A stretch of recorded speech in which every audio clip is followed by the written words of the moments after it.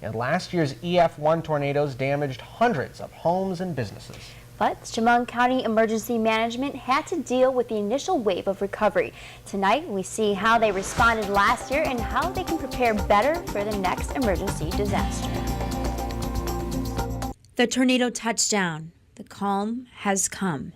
But now it was time for emergency management to respond. We knew that cell phones weren't working, and we could still hear the radio. We have a fire scanner in our office.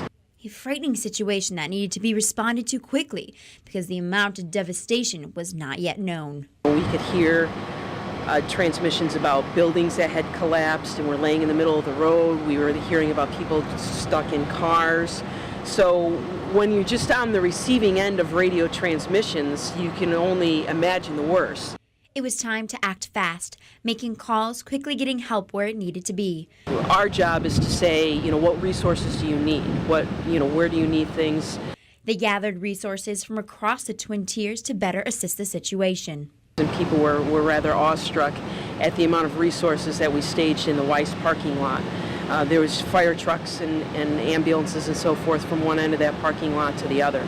And now it was time for cleaning up, clearing away roads full of debris and making sure basic utilities got up and running.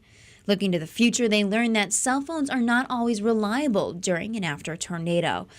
Now they are making sure they have one safe backup.